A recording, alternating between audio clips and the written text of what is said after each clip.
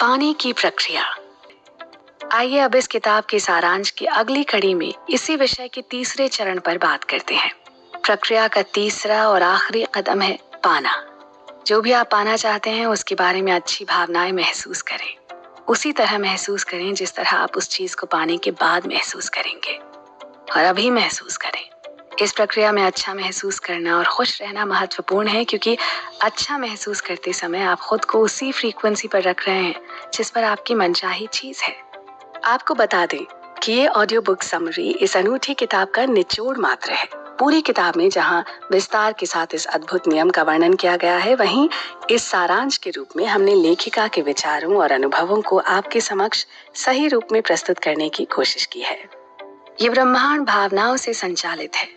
अगर आप सिर्फ बौद्धिक दृष्टि से किसी चीज में यकीन करते हैं लेकिन आपके मन में उसके अनुरूप भावना नहीं है, तो हो सकता है कि आपके आग्रह में इतनी शक्ति न हो कि आप अपनी मनचाही चीज को अपने जीवन में साकार कर सकें। आपको इसे महसूस करना होगा।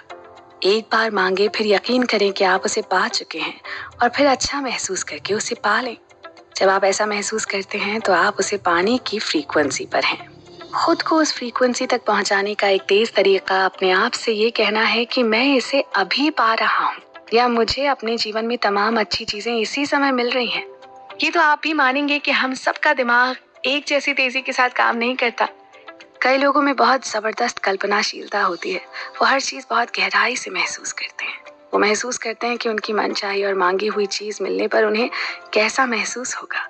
जब आप किसी कल्पना को हकीकत में बदल लेते हैं तो आप ज्यादा बड़ी कल्पनाएं करने की स्थिति में आ जाते हैं, और यही रचनात्मक प्रक्रिया है। इसके लिए कोई बहुत खास कला या शक्ति की जरूरत नहीं। ये तो बस आपके विचारों से हासिल होने वाली सफलता है। रहस्य नाम की इस किताब में साफ लिखा है कि आकर्षण का नियम, इसका अध्ययन और अभ्यास बस यह अनुमान लगाना है कि इसी समय अपनी मनचाही चीज पाने की संभावना उत्पन्न करने का सबसे अच्छा तरीका कौन सा है। अपनी मनचाही कार में टेस्ट ड्राइव पर जाएं, अपने मनचाहे मकान के लिए सामान खरीदने जाएं। इतना सब करने से आपको अपनी मनचाही चीज सचमुच पाने में मदद मिलेगी। जब आप ऐसा महसूस करते हैं जैसे मनचाही चीज आपको मिल चुकी हो, और ये भावना इतनी सच्ची होती है जैसे वो आपके पास मौजूद हो, तो इसका मतलब यह है कि आपको यकीन हो गया है कि आप उसे पा चुके हैं। और फिर देखिए कितनी जल्दी आप उसे पा लेंगे। हो सकता है कि अभी आप सो रहे हों और जब तक आप जागे उस चीज को मौजूद देखें। कर्म का मतलब कई लोगों के लिए काम हो सकता है, लेकिन प्रेरित कर्म काम जैसा बिल्कुल महसूस नहीं होगा।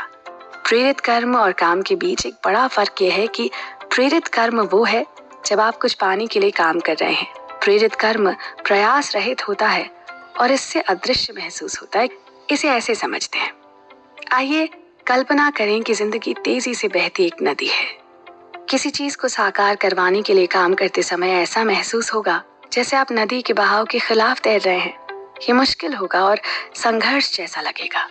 दूसरी तरफ ब्रह्मांड से पाने के लिए कर्म करते समय आपको ऐसा महसूस होगा जैसे आप नदी के बहाव के साथ बह रहे हैं। ये प्रयास रहित महसूस होगा। ये प्रेरित कर्म है और ब्रह्मांड तथा जिंदगी के बहाव के साथ तैरने की भावना है। कई बार तो किसी चीज को पाने तक आपको पता भी नहीं चलेगा कि आपने कर्म किया था। अंग्रेजी में एक कहावत है ना, गो विद द फ्लो। ये बिना प्रयास किया गया काम कुछ ऐसा ही महसूस होगा। याद रखें कि आप एक चुंबक हैं और हर चीज को अपनी ओर आकर्षित करते हैं। जब आप स्पष्टता से सोच लेते हैं कि आप क्या चाहते हैं, तो आप उन चीजों को अपनी ओर खींचने वाले चुंबक बन जाते हैं। आप जिन चीजों को चाहते हैं वो आपकी ओर चुंबकीय आकर्षण से खींची चली आएंगी, क्योंकि आपने आस्था, विश्वास और ज्ञान की शक्ति का प्रयोग किया है। आपको सिर्फ मनचाही चीजों की साकार कल्पना करने की क्षमता की जरूरत है। मानव जाति के इतिहास में आज तक जो भी चीजें खोजी और बनाई गई हैं, वो एक विचार से शुरू हुई थी। उस एक विचार से एक राह बनी और वो चीज अदृश्य से दृश्य में प्रकट हो गई।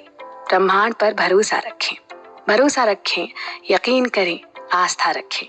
रौंदा का कहना है कि उन्हें सचमुच जरा भी अंदाजा नहीं था कि वो रहस्य के ज्ञान को फिल्म के पर्दे पर कैसे उतार पाएंगे।